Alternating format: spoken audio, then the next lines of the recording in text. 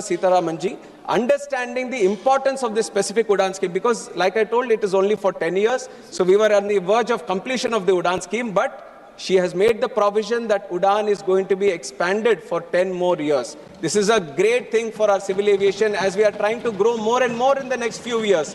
Not only expansion for the next 10 years, but she has specifically mentioned that 120 new destinations are going to be covered.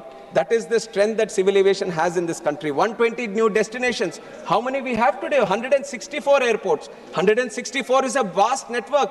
But look at the capacity of the country. We are not stopping here. If we want to achieve Viksit Bharat, we have to connect each and every location as much as possible with civil aviation. In the next 10 years, we are going to do 120 destinations, and Udan is going to do. And what is the biggest benefit Udan has done to the country? I've talked about many of them. But one of the biggest one is that new airlines have come in. New airlines, which many of you, because they operate in very specific sectors, you might not see them. Star Air is there, Fly 91 is there, India One is there. They might have very small operations. They might have a 9-seater or a 19-seater, but they are the ones who are connecting the tier 3 cities. They are the ones who are connecting the remotest parts. You would have never seen these kind of airlines come into the country. But it is because of Udan. They found a way to come in. Is it not what we want? This is exactly what we want. More airlines to come in.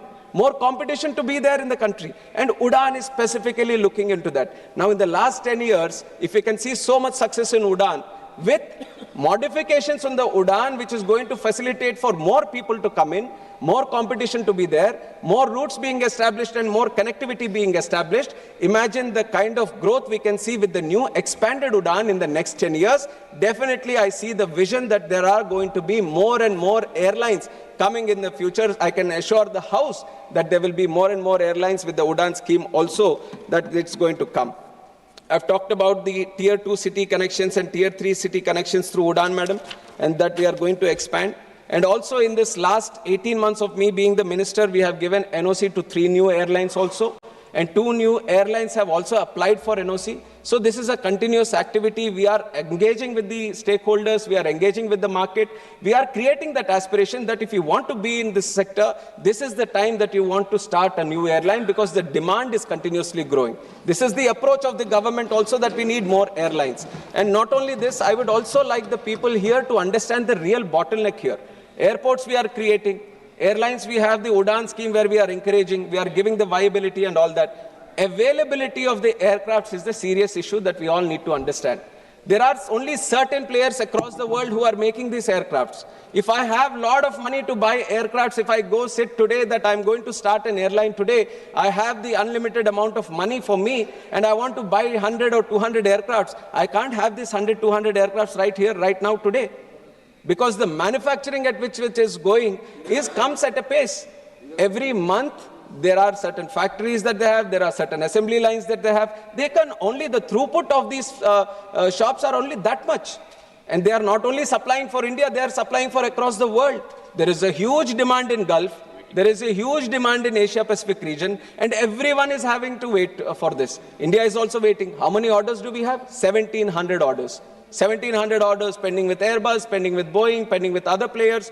Once we get this, if let us say these 1,700 orders, which our airlines are doing it today, if they all come into our sector, then definitely it is going to benefit the passengers. But the bottleneck is not within the country or with the government or with the airlines. It is the availability of these airlines.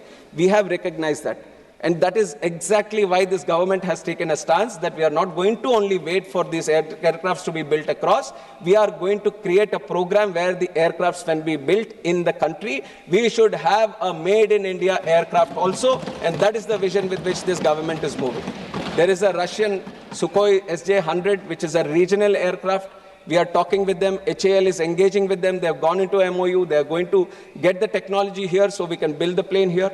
Embraer is a very good plane, very efficient plane. We are seeing Star Air, which is operating on Embraer, giving good connectivity to these tier 2 cities. They are also trying to increase increase their operations. We are talking with Embraer. We are telling them, please come to India and manufacture your shop here so that we can manufacture the aircrafts here. If you have 1,700, demand for 1,700 aircrafts in the future, and if you can get the companies to come and build in this own country, then imagine how much easier it is going to be for people who are who are airline operators here to get the aircrafts. We can have aircrafts being done here in this facility also being extended. And another type of cost, because these airlines, they run on very thin margins, that also we need to understand. And what are the challenges they face? They faced COVID.